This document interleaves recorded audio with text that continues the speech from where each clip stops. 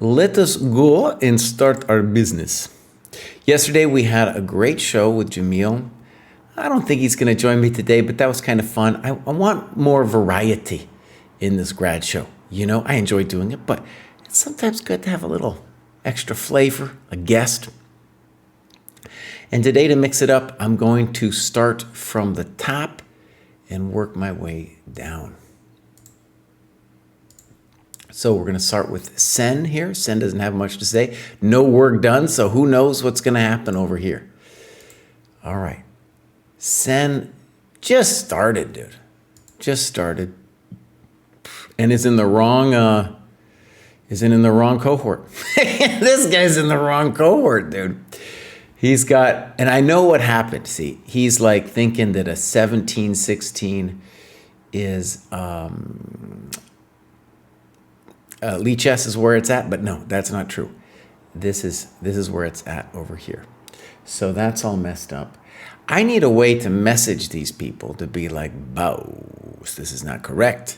It's not correct. He just joined though. It's understandable. Maybe a little confusing. So if you just joined, the point to see is that we had to create a universal rating system because there's Lichess, Chess.com, USCF, FIDE, all these things. And so we needed to create one single thing.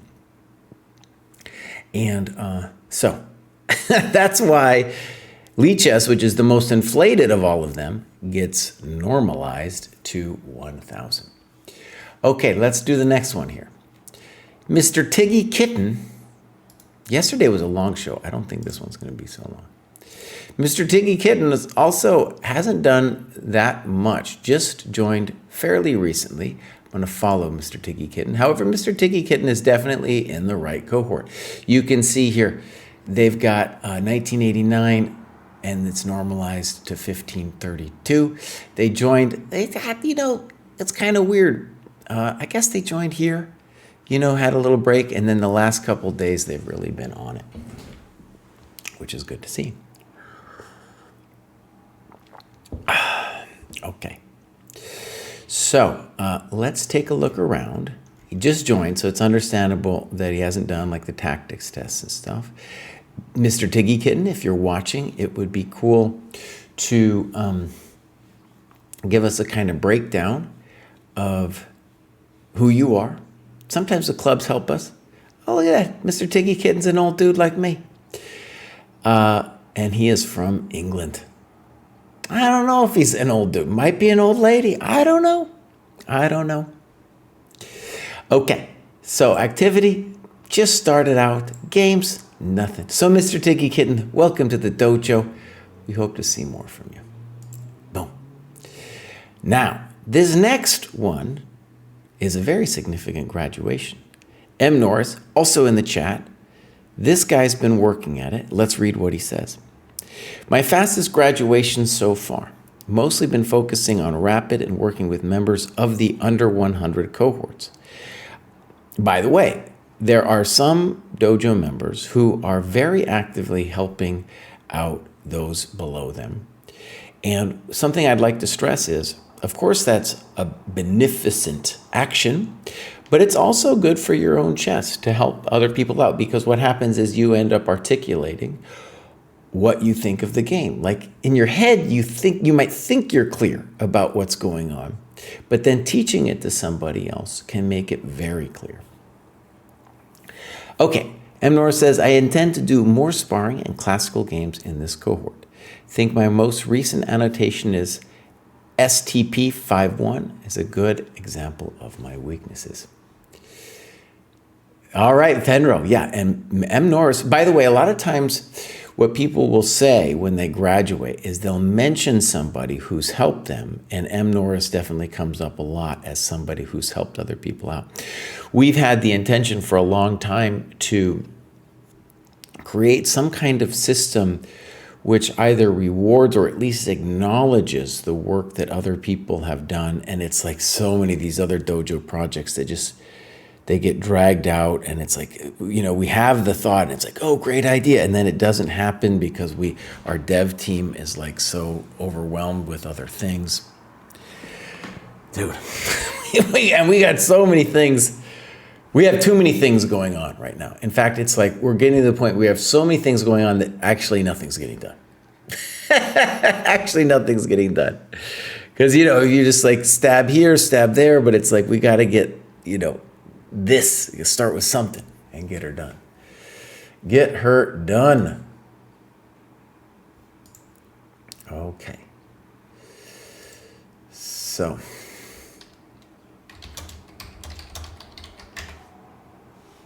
Okay, here we go. So, pop, pop, pop, pop. We're going to click on M. Norris here. 30-year-old from Maine that came back to chess after a 15-year break. And look at that beautiful heat map. Like a lot of other people, what we can see from this heat map is that M. Norris has been influenced by the heat map itself. The heat map came along the scene right around here, and now it's turned into a thing that's become semi-religious for myself as well. Amazing. And I'll tell you, the people who are graduating, it's the people where you have a heat map that looks like this, my friend. Okay, let's take a look. USCF, a little bit lower, probably hasn't had the chance to do too many tournaments. Here's some tests. Dude has done his tests. Definitely a little weird that the tactics test is so much stronger than the checkmate test. Yeah, and he says that in the chat. He's got to do his checkmate test to fix them. We'll check in the tactics section if he's how many of those mate and twos he's done. But overall, this is just a beautiful chart, my friends. That's a dream right there. That's just a dream. You know, going from 1,000 to 1,600, 600 points.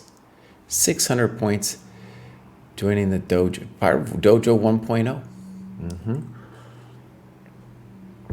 Okay, let's see. Clubs. New England. Maybe we could, M. Norris, maybe we could get a specific Maine club, you know? Maine is one of the states I am the most ignorant about, mostly because there was never any tournaments up there for me to go to, you know? Wherever I've been to places where there's tournaments. I haven't been to Maine. But anyways, I'm sure there's a community up there.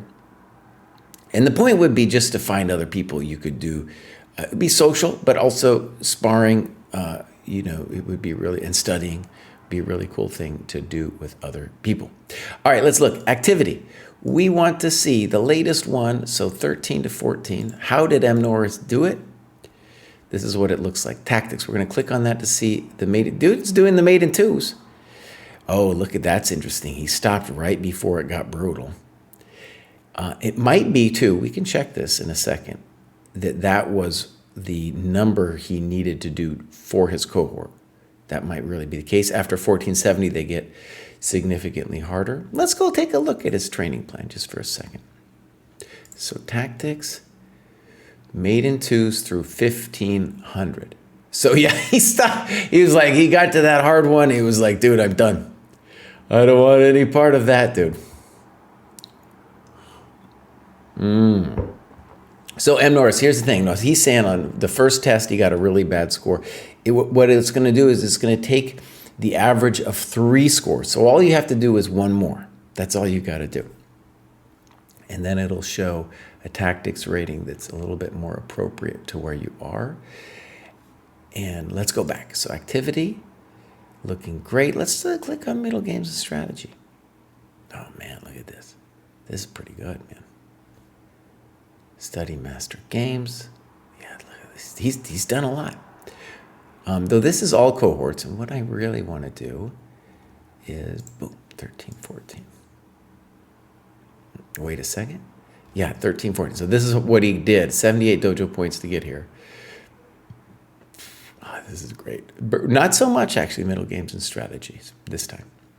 Like he said, it was a fast graduation. Now, how is he cheating on us? Let's go look. Little Rapid, most instructive amateur game book by Heisman. Okay, good. No objections from me. Okay, let's take a look at games. There's a dude named STP right here that he wants us to look at. So let's give it a click. Before I forget, I'll mark it as reviewed, and we'll look at this, and I'll quickly show the time graph. And we're going to say that looks great. This time graph is so beautiful, tells a story. And if anything, we can say maybe that both players moved a little too slow. We'll see how that goes. But I'm going to guess there was some heavy complications going on right here, my friend. Some heavy complications. Okay, that's a beautiful time graph, though. And now we'll go to game review. Well, let's take a look. So he's playing somebody a little higher rated. Okay. So, fine. Fine. Fine. Fine. Fine. Little funky queen b3. And you play the very simple queen b6. Good. Now, I don't like white's next move at all. Boom. Boom. Developing your rook. Yeah, I think AB is much stronger than knight takes. The knight on d7, by the way, in these triangle positions, is often a nice guy to have to prevent occupation of e5 and also at some point to help a break. Though here you don't need a break. You don't need a break at all. Now, one of the interesting things that I'm going to be looking for is, did you find a way to not castle? And maybe you want to castle anyway. I'm just saying it might be an interesting option for us if we can find a way for you to not castle, to keep our king in the center. Now, here we go.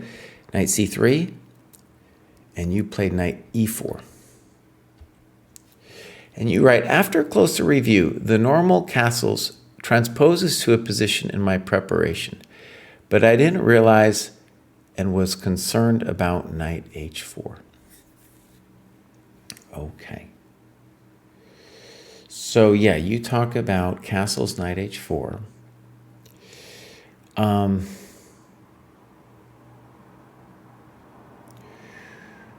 Okay. Very interesting position. I would like to be black here. In addition to castles, I think the move b5 is real interesting. You know, and knight h4, I think we can choose between b4 or bishop g6 there. I'm not even sure which one I like best. But the point is, b5 gives our knight a square, b4 will decentralize his knight, and it puts him under a lot of pressure. And if weird stuff happens, I might not castle. I kind of want to keep my king in the center if I can. So here we go, knight e4. It's not terrible. Clearly you were afraid of knight h4. Okay. Bishop f4. And you say, one day I will play chess like a normal person, because you play g5 here. Well, I don't know how bad it is. I'm not sure it's terrible.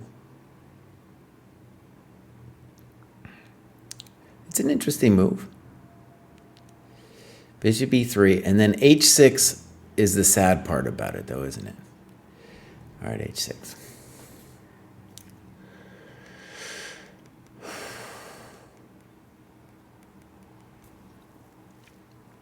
Playing with gusto.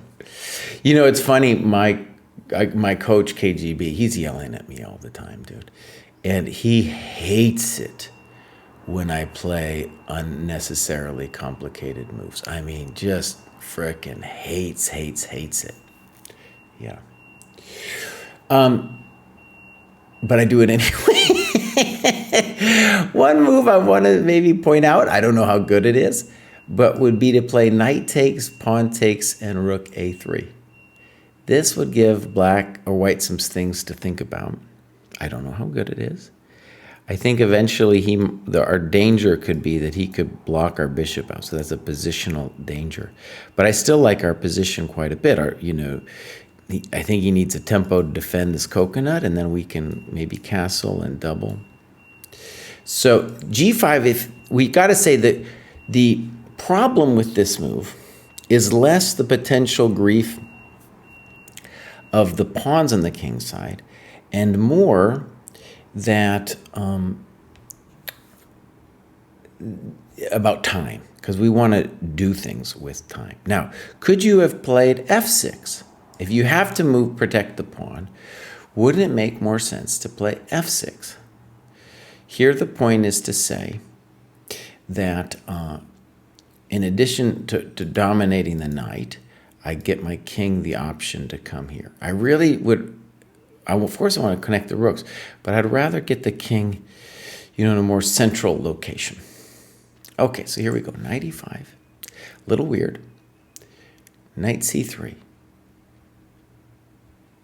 knight e5, b5. Okay, so let's talk first of all about why you have a nice position. It's because this bishop is in the way of this, and this bishop is hurting this guy. Now, the grief I have with bishop c5, okay, is when you play bishop c5, you allow him to shut your bishop out. And then I don't know how I feel about it, I don't know. Because it's going to be a bummer that your bishop's not working. Okay. Now, you don't like b5, but let's give it a chance. So b5, rook f d1. And now you do a very natural move here, rook a3, and you don't like it. Where is my bishop going to go if not a3? I continue to make my bishop's life very difficult. Well, really, it's your king, boss, right? It's your king that's the problem, because now how is your king supposed to work? But bishop d4 allows us now to castle without the drama. Yeah, and he says castles, just castle moves. Now, let's take a look at this castles. Of course, that's what you should do. And I like your position. But we have to say that it is a bummer that your bishop's going to get thwarted. He's going to get thwarted. Now, I want to say, M. Norris, that I'm not sure this is a terrible move. And that if you just castle, white's the one who's got to figure something out. Because you got these strong pawns, and you're about to double the rooks. That's a nice position. Yeah, it's a nice position. One thing, for example, is, let's say he shuts us down. Here he might really want to worry about g4. And the point of g4 would just be to say, okay, my bishop's terrible, but if I get g4 in, then you have to babysit this guy all day long, right? Meanwhile, that's obviously my intention. And after e4 is played, then we can maybe think about c5 someday. But right, the problem with c5 is, oh no, you had him blocked, boss, and now he's all angry. Now he's all angry. By the way, when you play these kinds of setups with c6, the point really is to kill this guy, right? That's the idea. And so c5, stop, what are we going to do? So he makes a natural move. You give it an exclam. I don't know, it looks like a natural move to me. And now bishop c2. So let's talk about it. He is now going to get a pawn, and the bummer is that his bishop is now active, and your king has grief now, because when we move it, we're going to get whacked with rook d7. So what you do now is you start playing with your pretty pieces. Though at this point, we got to say it's already, the milk's kind of gone bad at this point. Now let's look at rook c3. Bishop b7, nota bene. It's really kind of hard to move. And you say b4, check, king, rook. You say this position looks ugly, but maybe my best shot. Now maybe it is, but where is this dude going? Well, what do we do? What's our next move? I don't know. f6? I don't know. Maybe f6. Maybe that's our next move. It looks definitely loose. But I agree with you, and that's a good annotation. So bishop c2, you're playing with your pretty pieces. Fancy. Now again, let me stress, what you're doing is you're playing with the pretty pieces. So you've got 2 pieces that are working, and you've got 3 that are not. And you're playing with the ones that are working. Very typical. Now you talk about bishop c4. And if you're surviving this, we should just be surprised, honestly, because, you know, it doesn't look good. So you talk about check, king f8, and rook d7. Rook b1 is also a thought. And you talk about rook c3.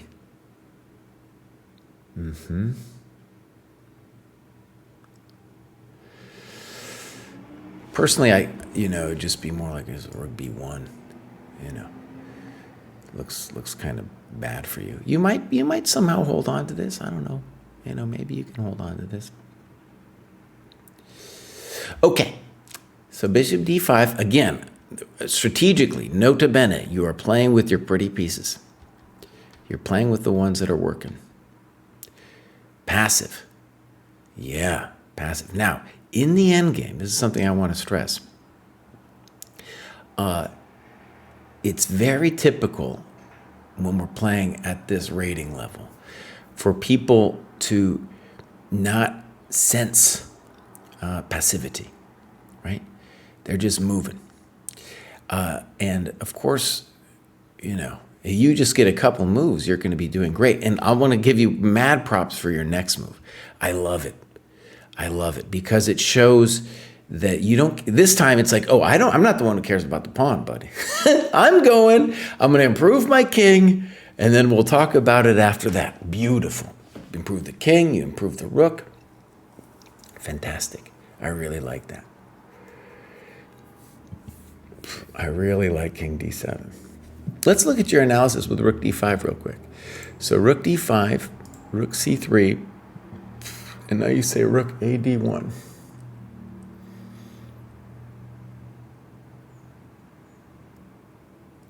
It's a pretty messy situation, I would say.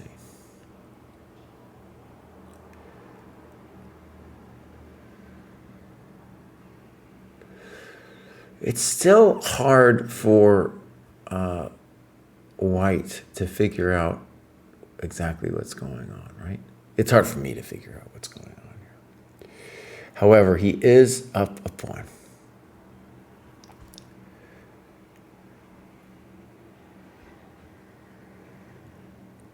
Well, it's not easy to figure out how this is supposed to go.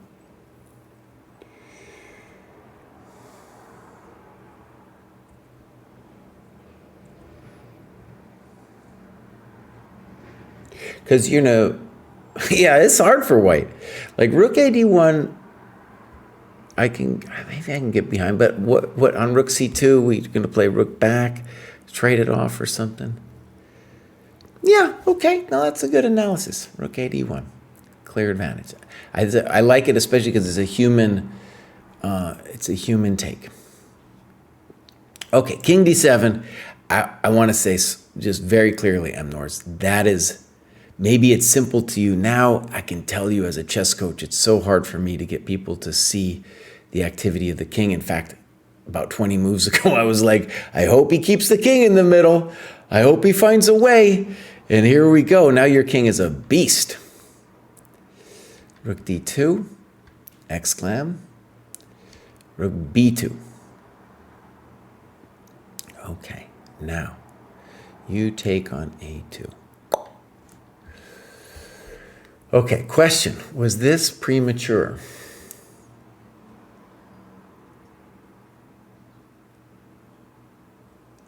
So the danger is, for me, when I'm looking at this, is when he takes on b5, that rook is going to be active. So if I played here, for example,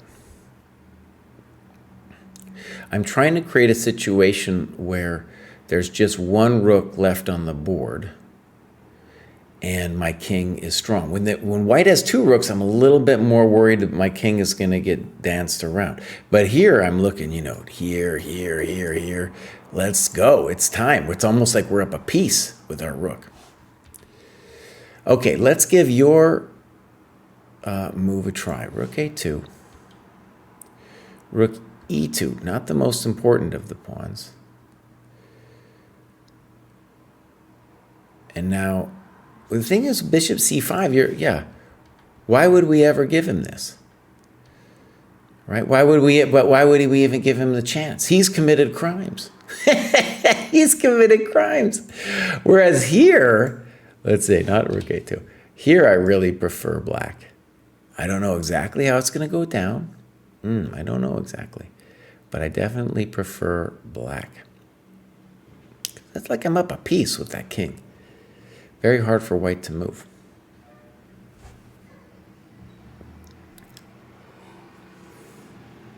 Criminals don't get second chances in the dojo. By the way, we're entering the hot part of the game. So I'm looking at the time chart, and we're down, where you can see it here too. People are they're starting to crack with the time. So here we go. Rook D1. You're kind of hoping he takes on C5.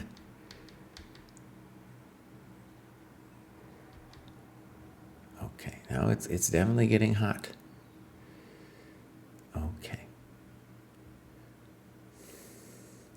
And just say, this is the kind of thing I was worried about when we let those rooks in. I didn't know exactly how it was going to go down. It was just, this was the kind of thing I was worried about. All right, so you're talking about bishop F8, rook F7, bishop D6. That's pretty fancy. And I'm going to say I don't get it. You're doing something real fancy here. I don't think I get it. Okay, so here's his idea. He's saying, boom, boom, boom, boom. I believe that is M. Norris's very clever tactic. Now, if we lose, if we go bishop F8, rook F7, bishop D6, the bummer for us is not only that we're down a pawn, but we're not really threatening much, We're not threatening much, and it's making me nervous. Yeah. Even here, king F1, imagine that. What are we doing? What are we doing? I don't know. So I think you're already in trouble. Bishop D6, king F1, king E4. Now we're just hanging it all. The yard sale. That looks strong. He could take with the rook. Oh, now he's messing with us. Yeah. Okay, M. Norris, that was a great annotation, dude. Great annotation. Some things I want to point out were it takes some practice to get good at this kind of ending. I thought you played a lot of good moves like A, B, and then I think there was that whole period of time where you're playing with your pretty pieces. You're going to see your opponents doing that too. The other thing, just to point out, is when you play this kind of Slav setup, semi-Slav, you will get a lot of positions actually like this. And so you will get better at them. So it's not really theory, it's just getting a familiarity. And one position I really want to point to, that if KGB saw you play this move C5, oh man, he just, there'd be nothing left of you, buddy. Ain't nothing left, dude. He'd take us both down. He'd be like, Kraai, why do I gotta look at this? So, but it has everything to do with your setup, because the whole thing with the pawn is like, I really don't want to move that guy as long as that bishop on G2 is there. Okay, beautiful, well done. Let's go to Jack. Jack doesn't say anything, but let's click on Jack and, oh, fix the scenes, Kraai, fix the scenes. All right. So, Jack is a man of enthusiasms, as you can see. You know, a little bit of June, a little bit of July, a little August, a little October. You know, so you can tell he's like, I'm picking up the ball, I'm committing, and then he'll go off it for a while, you know. Then he'll get excited a little bit, then he'll go off for a little bit, you know. And maybe that's even reflected in this graph, you know, a little bit of excitement every once in a while. Okay, so boom, 1198. We're going to definitely say that his tactics are significantly lower than his rating. So maybe that's something for us to bear in mind. And Norris, thank you for being here. Jack, tell us something about yourself. Clubs, UK Dojo, okay. Here we got the activity, and we want to back it up one, boom. Doing a lot of work. The macro distribution looks good. And perhaps it's telling that he's not doing that many tactics. Perhaps. He has done some mate in twos. So, Jack, I think looking at your tactics rating, maybe that's something for us to put a priority on. Okay, so let's go games. We got loads. Jackawaka, that name is familiar to me. These are 30-20s. Let's give it a look. Pop. Here we go. We're going to take a look at the time. Uh-oh. Time to yell at Jack. Time to yell at Jack.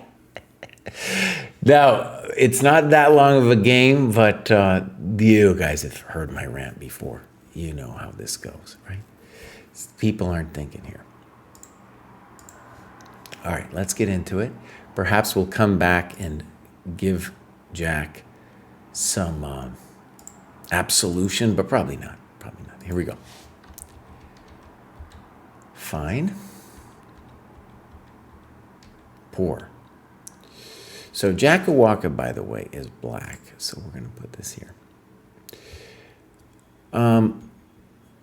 Okay, why is Queen B3 wrong? Now, it's not a losing move or anything. But why is it wrong? It's wrong because white is playing for space when he plays e5. In return for that, black gets a little play on the queen side and play against this pawn. So we definitely want to, we're happy to trade queens. And queen c7 is just going to lose us a tempo, right? Okay, so I think queen b3 is fine. cd4, I think, is the big question because it forces queen, I think it forces queen b6 because on cd we can take this one, on queen takes, so I have knight f3, thank you very much. So we get him to take and we say thank you because you just activated our rook. And we can talk about knight b4, sure. Looks good to me. And then you don't have to play rook takes a3, you know, because that knight's terrible. So even if we decide that rook a3 is nothing special, we should say, oh, that's a great position for black. Fantastic. Fantastic. Okay. So the crime here from Jack is that we lost the tempo. Poor. Doesn't make, what are you doing? What are you doing? Now, cd4, this is a mistake because you are giving white's knight this square. In general, in the French, we want to either wait until he's moved the knight or have some idea for why we're taking. In this case, I don't think we're doing much here. So bishop d7, rook c8 looks like a good plan. Yeah. So, all right, CD, check to the miserable. In general, we don't want to check unless we're getting something amazing. He says, oh, you want to trade your bad bishop, your good bishop for my bad one? Sure, we can do that. Queen b6, you lose another tempo. Queen, bishop takes, I don't know. White has a couple moves here. In particular, I would be tempted with knight c3 because now are you gonna take this? White at the minimum has great compensation if you take it now. Okay, let's go back. Boom.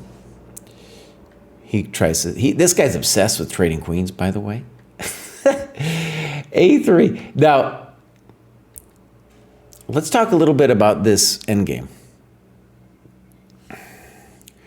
Although you've lost your good bishop, it's a pleasant enough endgame because he's the one with a little weakness.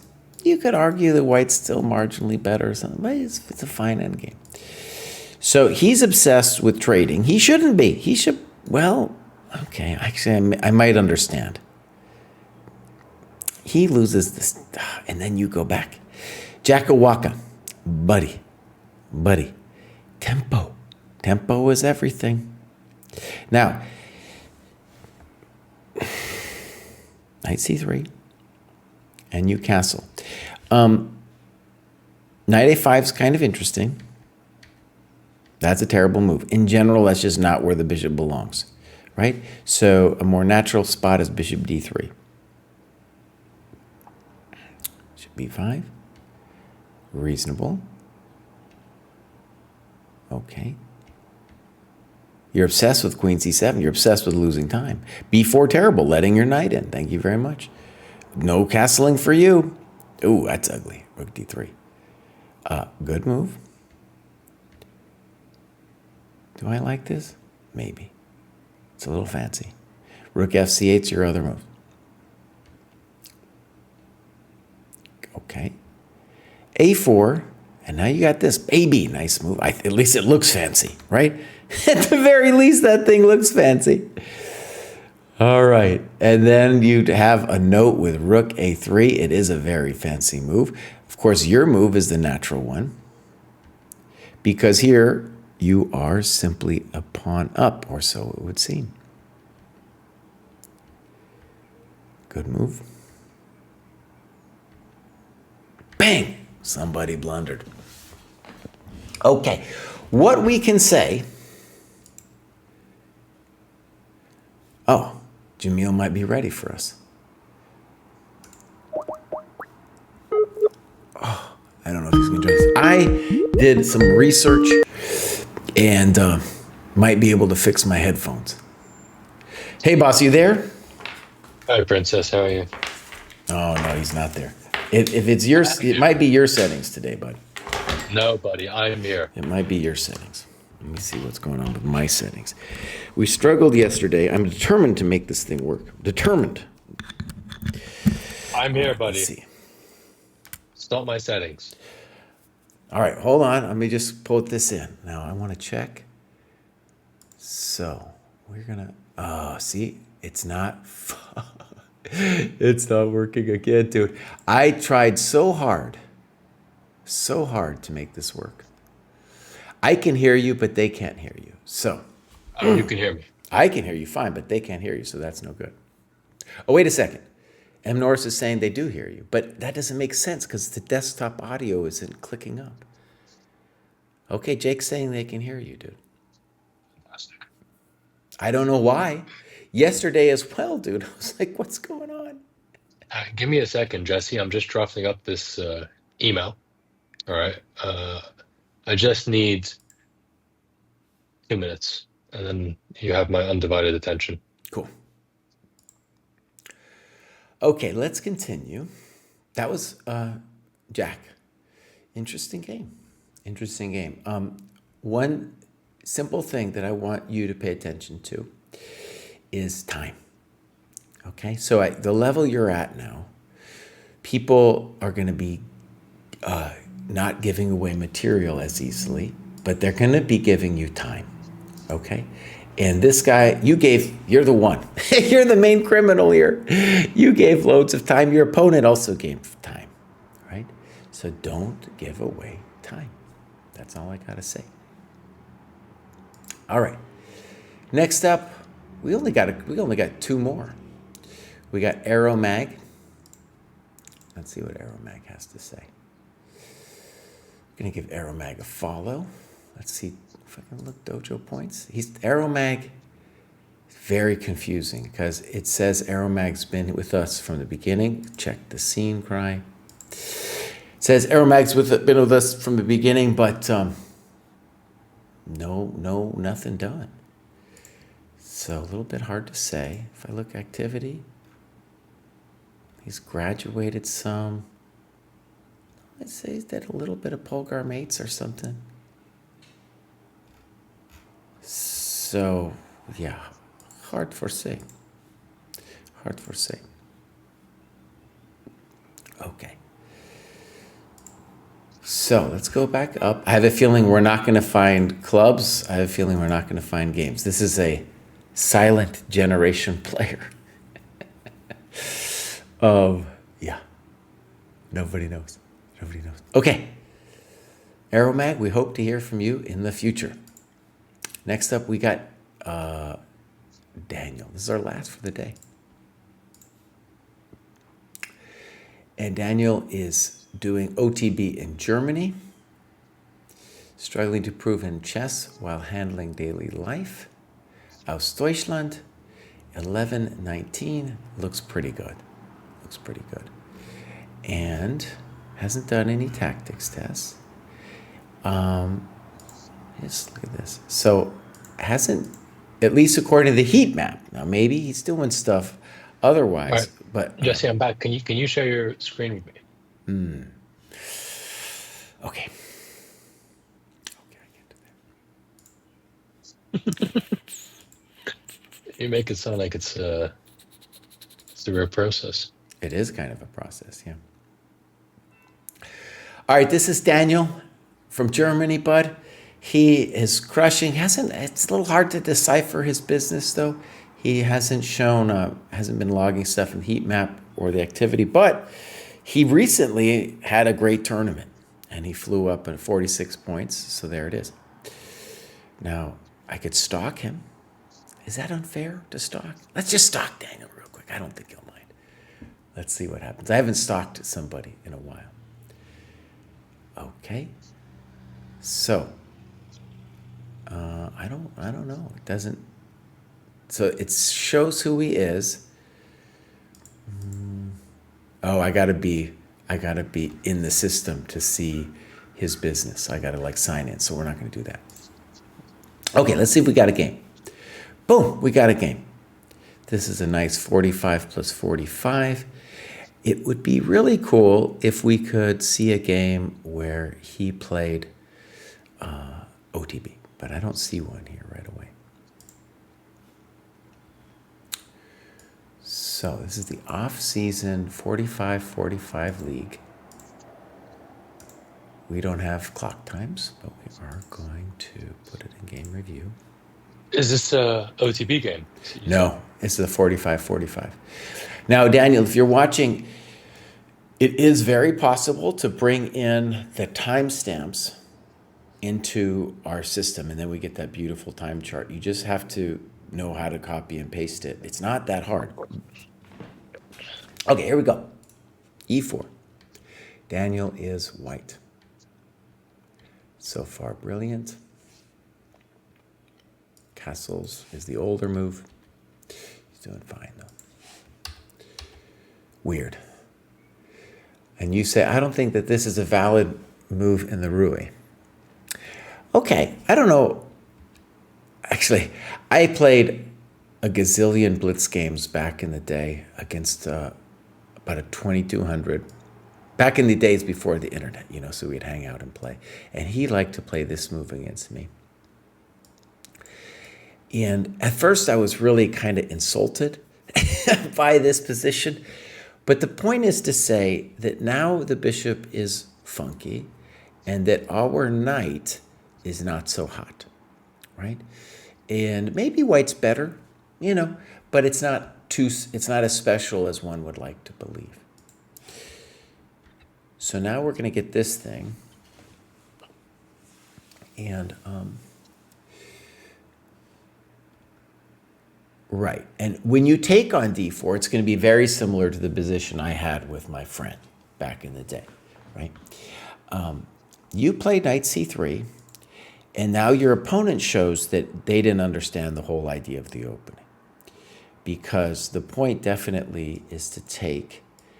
And it's not just that they're saying, oh, I like bishops because bishops are cool. They're saying your knight is misplaced, and you're going to have to go back eventually anyway.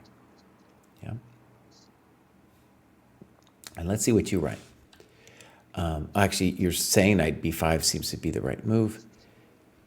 And after those few moves, it doesn't seem completely obvious to me why black is better. Yeah, first of all, the computer loves the bishops.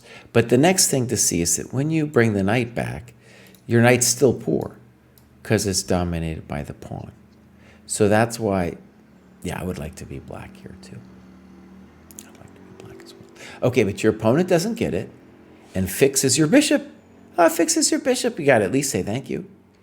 b5, bishop b3, snip, snap. And now I think he's got a tactical problem on his hands because he's got to defend against this and this.